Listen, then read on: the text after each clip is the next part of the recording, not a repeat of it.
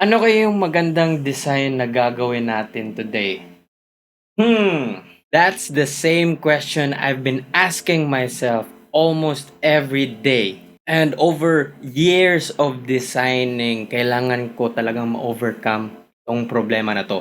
Also, I keep getting the same question sa social media ko. Ang daming nagtatanong sa akin, how did you come up with your design ideas? Marami talagang nagsistruggle ngayon ng mga artists to find the best ideas para sa mga design nila. Sa totoo lang, nasa hiatus sana ako pero ngayon bumalik na ako para sagutin yan para sa inyo guys. So today guys, I will take you a journey inside my brain and show you how I compose the best ideas for your designs.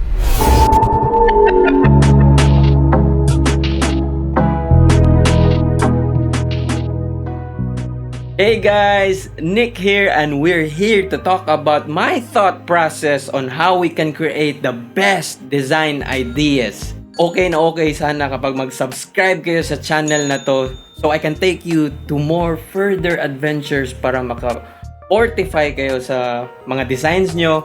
Saka mabigyan ko kayo ng mga advices sa clothing brand nyo, clothing businesses. Ito yung mostly na pinag-usapan natin dito sa channel na to. So we can help you guys build a really good brand.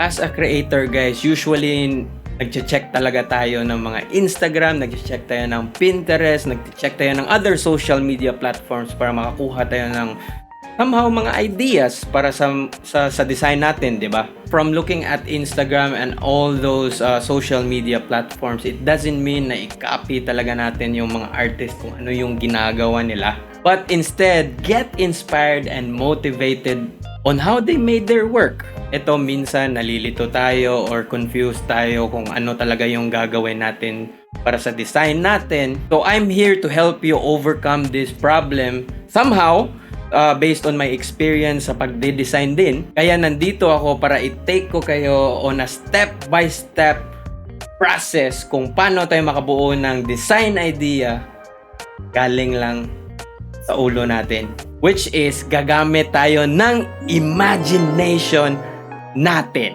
And galing sa imagination natin, i-build natin yan para magawa natin yung idea na naisip nyo into a real design and a real product. So what is imagination? Imagination is a really powerful force to use as a creator.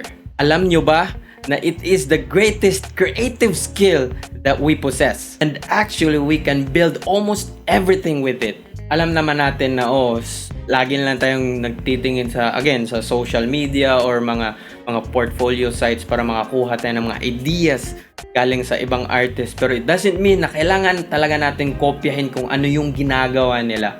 But instead, gagamit tayo ng imagination natin para makabuo tayo ng sarili nating concept. Kung hindi talaga kaya sa imagination nyo, blanco talaga yung utak nyo, don't worry, tutulungan ko kayo sa video na to. We will break down everything you need to kick off your journey and to create something based from your imagination. Ito yung pag-usapan natin today guys. Alright guys, let me tell you about my workflow. Actually weird siya pero para sa akin hindi naman kasi very useful kasi ito. So, my workflow is to work backwards. But not totally backwards, but subtly backwards. Confusing, no? Pero usually, yun nga, I work backwards. I have a weird process, pero i-explain ko naman sa inyo. What I mean backwards is this. The first thing I do is to project my idea in my head as it's parang tapos na yung design pero nasa isip ko pa lang. So ito yung ipapractice natin today. Project my idea in my head. In my head lang. Of course, yung napuro project ko sa utak ko, nandun na yung line work, nandun na yung colors, nandun na yung mga elements, lahat-lahat. So weird, 'di ba? Ganun talaga yung natutunan ko over the years para ma-figure out ko tong problem na to. I-project mo lang talaga sa utak mo as if tapos na talaga siya. Ginagawa ko to before talaga ako nagsi-sketch, before ako nagsisimula sa artwork ko. So, para kapag naka-project na ako ng something sa utak ko, mas easier sa akin para i-execute na lang siya, if you get what I mean. So, papakita ko sa iyo yung diagram nito. Parang ganito lang. Alright guys, as you can see, ito yung common na workflow na we all knew na we'll start with the sketch, and then line work, then color, and of course, we'll finish the idea that we have. But nakikita ko sa ganitong workflows, of course, sa sketching pa lang, dito na tayo nag-iisip ng mga ideas, mga ano yung ilalagay natin sa drawing natin. So sa sketching, doon na tayo nagdududol, naghahanap tayo ng ideas, 'di ba? So nasa-stuck tayo dito sa artwork natin, 'di ba? So the next frame na ipapakita ko sa inyo is the recommended or parang modified na workflow na sinishare ko sa inyo. Yung modified na workflow is yun talaga yung ginagamit ko these days. So ito yun guys, recommended workflow na ginagamit ko usually every time na gumagawa ko ng design. So what I mean I do my work backwards is nauna na talaga yung imagination. And of course, nakikita nyo to. It's the same thing. Finish. So sa start pa lang iniisip nyo na lahat yung ideas nyo, yung composition nyo, ano kaya yung possible colors na gagamitin natin, positioning ng mga artworks, ano yung mga subjects natin, nandyan na lahat, iisipin na natin lahat para pag sketch na natin, sketch na diretso. Hindi ka na mag-iisip sa sketch. Usually yung iniisip nyo lang is yung placement na lang, so minimal na lang masyado yung ginagawa nyo sa sketch. Then you'll move to the line work, then you color it. Na-imagine nyo na colors na pwede nyong gamitin sa start pa lang. I-apply nyo yan, yung colors na naisip nyo na. Kasi kapag darating ka dito, tapos wala ka pang idea kung paano mo siya kukulayan, matatagalan ka talaga sa ano. You can't make up your mind kung ano talaga yung colors na gagamitin. So, might as well ma-imagine nyo na dito pa lang. Ma-imagine nyo na kung ano yung gagamitin na colors para pag kulay na dito, diretso na, and then, you've done it. From here pa lang, much easier na i-execute yung sketch, yung line work, tsaka yung colors. Then, you'll have your finished product. So, ganyan lang talaga yung recommend workflow na isuggest ko sa inyo, guys. Sounds impossible? I'll break it down to you. First thing to do is, we need to combine elements. So, paano gawin yan? Choose a main subject para sa design mo. Anything you can think of. And from there, we will build around it. So, for example, sa main na subject natin, gusto kong Grim Reaper. Yung Grim Reaper parang ganito. So, Grim Reaper. So, what's next? So, siguro si Grim Reaper, gusto kong parang nakasakay siya. So, di ba kapag nagsasakay si Grim Reaper, ano yung sinasakayan niya? So, isip tayo. Dito papasok yung second subject mo. So, mag-iisip ka na naman kung ano kaya yung sinasakyan ni Grim Reaper. So, yung naisip ko is unicorn. So, yun guys, we need to think outside of the box. Hindi na lang isa yung path. So, you can mix and match your ideas kung ano yung mga subject na pwedeng ilagay dyan. Kaya nga, napili ko unicorn is the complete opposite sa Grim Reaper. So, lagyan natin ng cute na unicorn si Grim Reaper. So, ano pa yung pwede nating isipin? Well, personally, for me, I love the concept of space. Mga rockets, mga aliens, mga UFOs.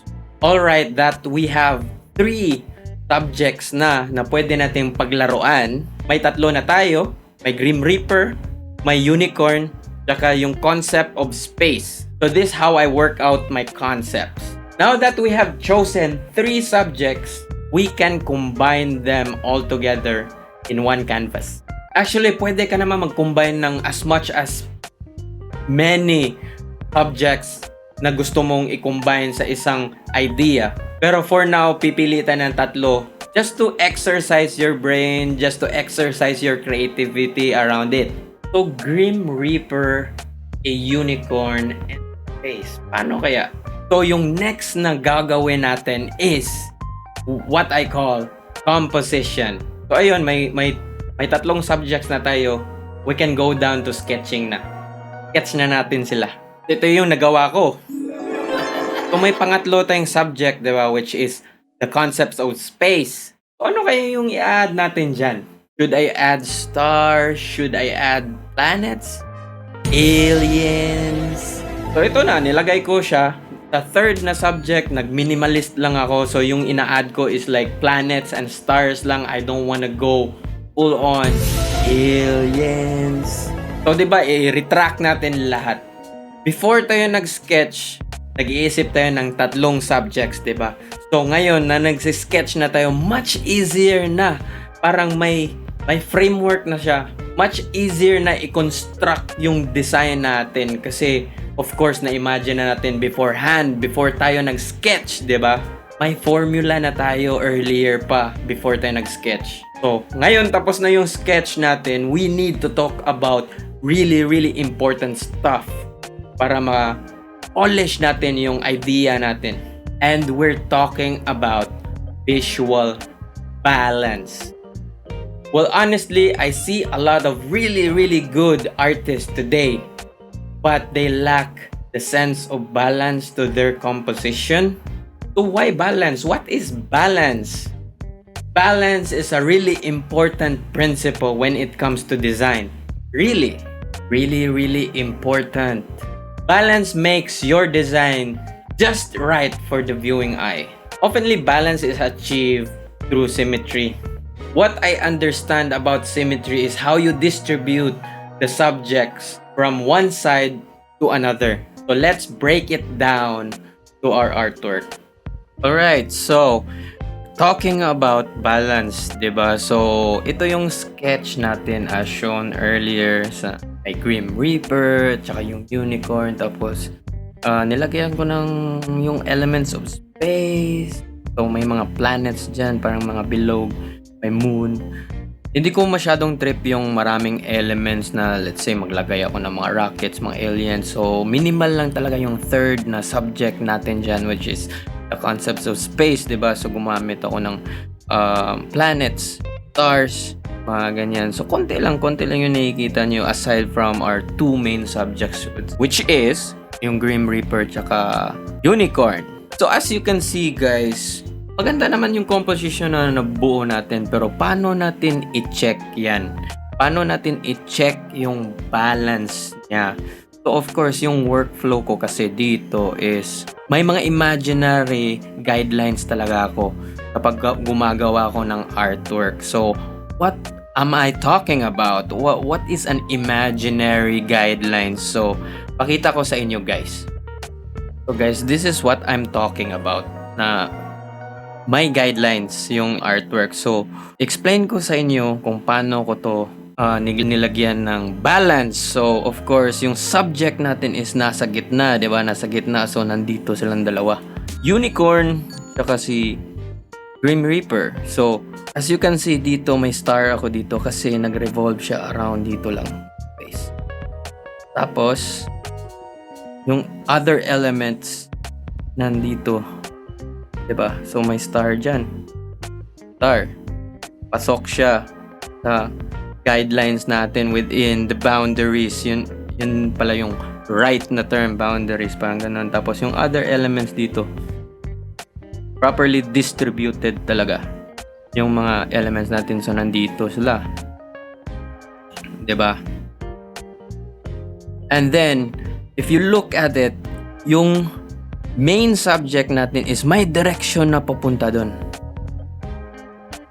Which is ito yung line na to. Ito na line. Diba? So yung direction ng artwork natin papunta dito. Then, if you can see, yung fire, yung direction niya din papunta doon. So, parang may flow. May flow yung artwork natin. May flow natin. Tapos, yung moon na nasa likod, pasok lang siya sa boundaries natin. So, mind the gaps talaga. So, ayun. So, totally may balance siya kasi sa baba, we have this space na wala. And we have this space din sa itaas na wala. So, if you gonna take that out, I think this is balanced enough.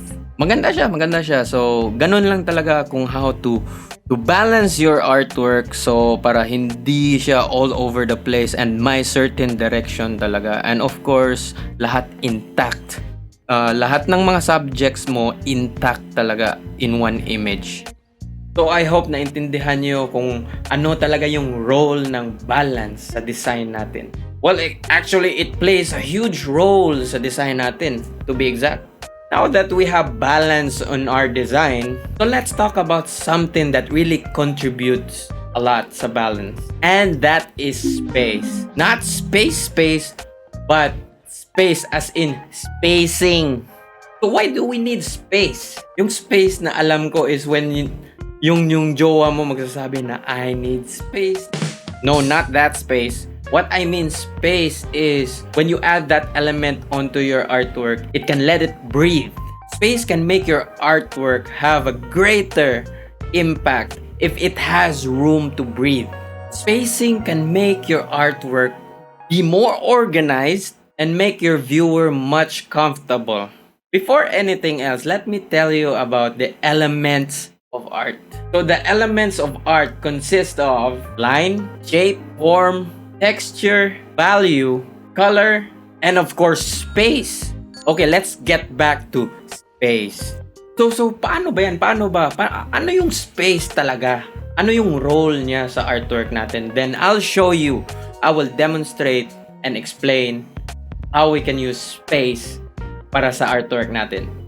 So, space. So, paano ba yung space? Here, as you can see, ito yung approved natin na artwork, diba? And of course, this will be the example of not using really good space. This is what I'm talking about. Yung mga distribution ng elements natin, diba? So, on the left side, you see a lot of planets and stars, diba? Kasi of course, gusto natin buong-buo yung design natin. But, it lacks space talaga. What I'm talking about here is yung distribution ng mga planets, mga stars. Ito lang yung ginawa kong example for, good spacing.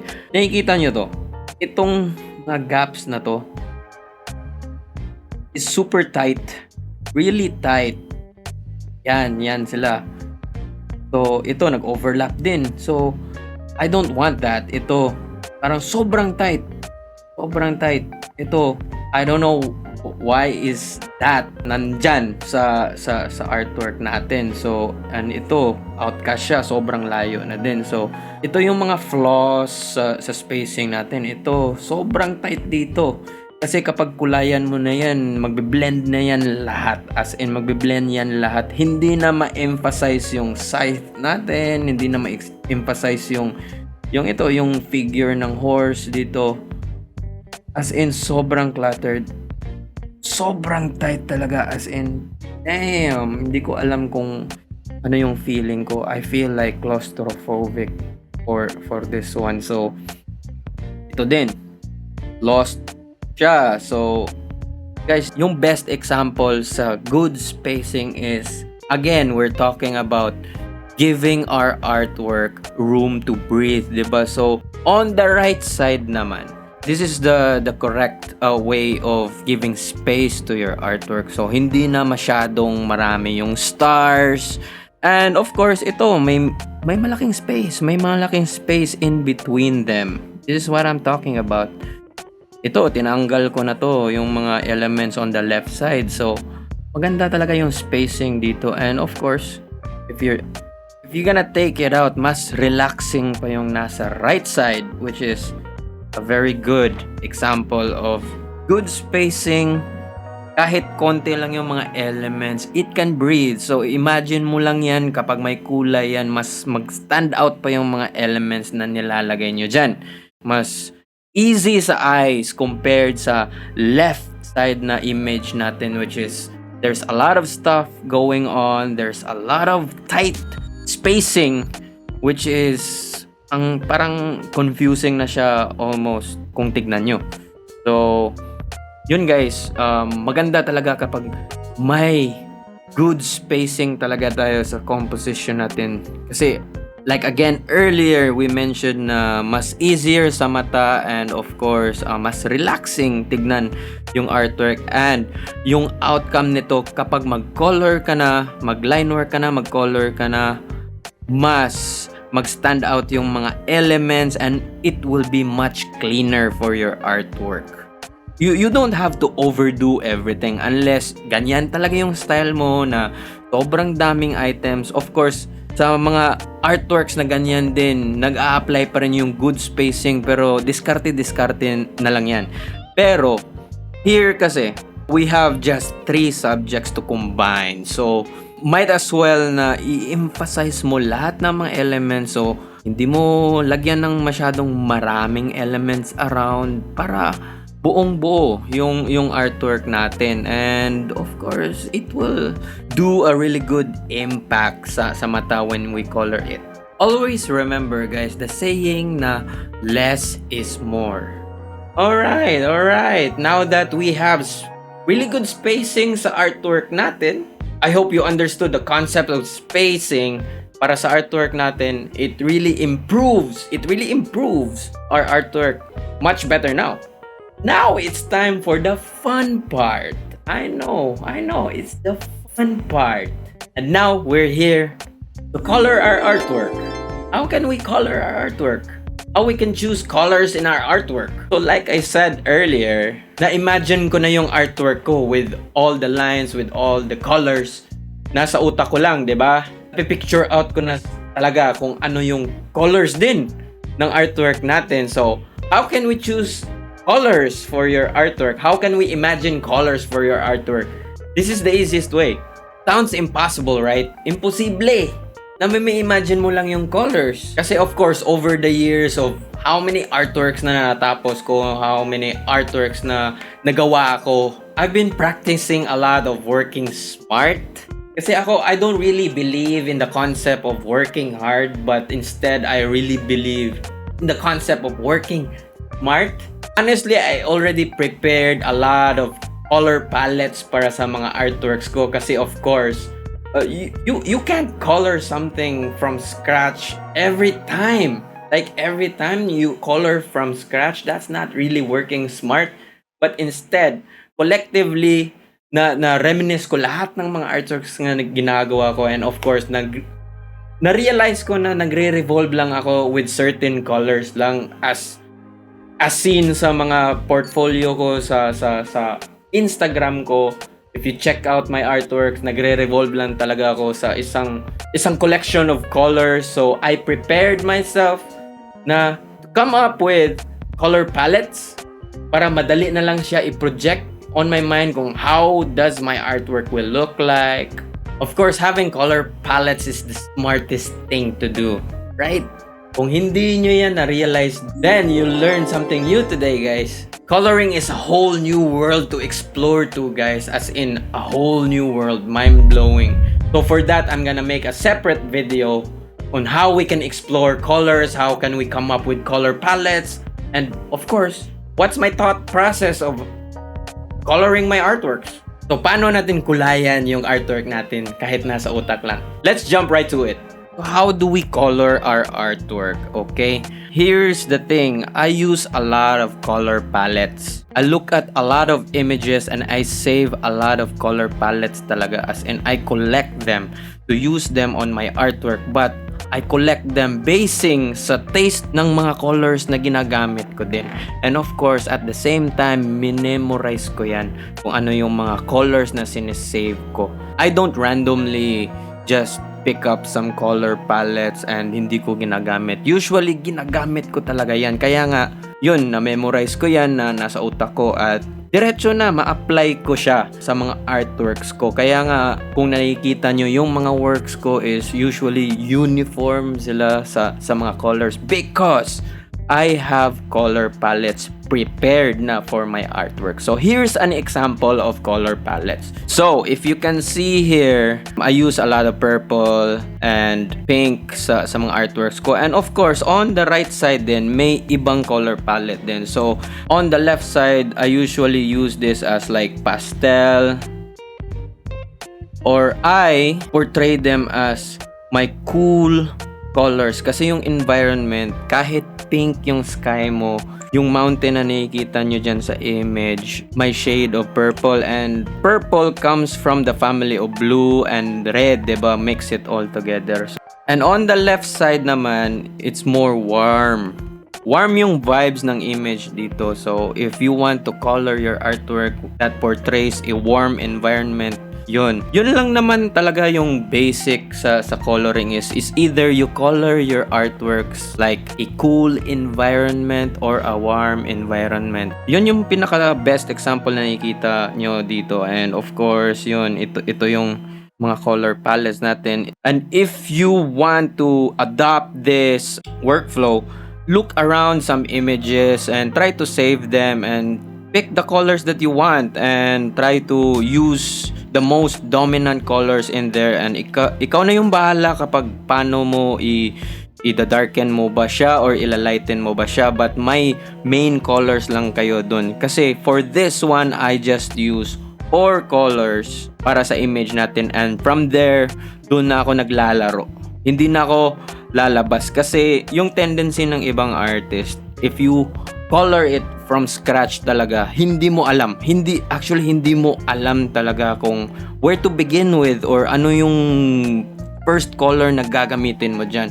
So might as well have a color palette, and from there you can play with them and you can interchange them. Ikaw na bahala anong color yung gagamitin mo for your first subject and your second subject and your third subject para ma-separate mo lahat yung mga subjects dyan. Hindi lang siya uniform, nagdikit-dikit lahat. So, may variation na mangyayari sa image mo. So, color palettes guys, color palettes. So, of course, again, I'm gonna make a separate video for this one just to let you understand how I really work with colors and, of course, how I use my color palettes.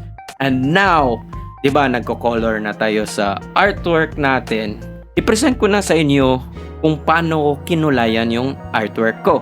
And of course, for this, I use the cool pastel vibes sa artwork natin kasi of course, it's Nik-O-Tomatic, it's Skullface. I use a lot of these colors on my artwork. So, tapa ko na talaga kung saan ko ilalagay yung mga colors ko. So, minamaster ko tong color palette na to. I present to you my artwork, kung paano ko siya kinulayan. Here we go. So ayun na guys, ito na yung finished product natin basing sa color palettes natin. So it's very very important na i-memorize mo talaga yung colors na sinesave nyo or yung mga gusto na color palettes nyo, and from your imagination makaka-project ka na kung ano kaya yung kulay ng artwork natin before tayo nag-start mag-drawing talaga. So ito na yung na-imagine ko beforehand. Yung nag-i-imagine pa lang ako, alam ko na ito na yung maging kulay ng artwork natin. And of course, ginagamit ko yung purple, ginagamit ko yung pink, and of course, I placed the mint green and the yellow sa specific na mga areas na maganda sila ilagay. So of course, if you have your Grim Reaper, he's a little bit dark, so he's more of the background color is gonna be our t-shirt color, kumbaga. So yung dress niya dark talaga, so mostly dun ko nilalagay yung purple.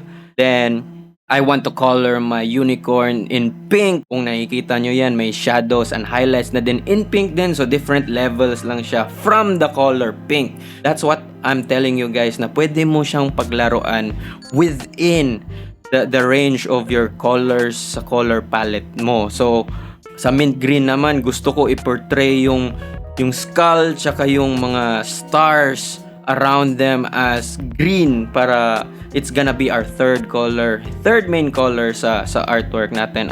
And of course, the last one, yung yellow, nilagay ko sa fire and nilagay ko sa mga maliit na mga stars na nasa malayo, just to, sprinkle some of the goodness. Hindi ko in-overdo yung yellow this time, and gusto ko mag-pop talaga yung purple tsaka pink dito kasi of course purple and pink contrast sila, so both subjects will be separated, and from there in-add natin yung moon tsaka yung ibang stars dyan. It separated itself as well kasi iba din siya na contrast from our two main subjects. So there you have it, guys. This is how I color it. So hopefully nakakatulong siya sa inyo sa mind exercise nyo and sa workflow nyo na kung paano kukulayan natin yung artwork basing on our imagination using color palettes. So there you have it. Na-project na natin kung ano yung possibility sa artwork natin. Full color.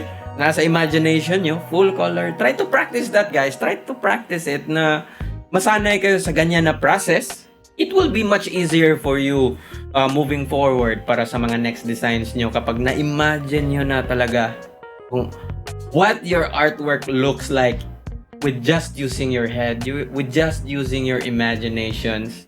The imagination is a real powerful tool. So, kaya ipapractice nyo yan. Pump up that creative juices para sa imagination and let's do this. So let's do this, guys. Let's do this. I know dissecting our process was a lot. I mean a lot. Pero kapag maaral nyo yan, ma-practice nyo yan, you'll get through it, guys. I know you'll get through it. Pero it all boils down to like creating a formula talaga sa design process natin. So kung paano tayo makakame up ng idea for a design. It's like combining any random thing that you see and paste it all together to make an image in your head. You can try to exercise yourself. Look around you.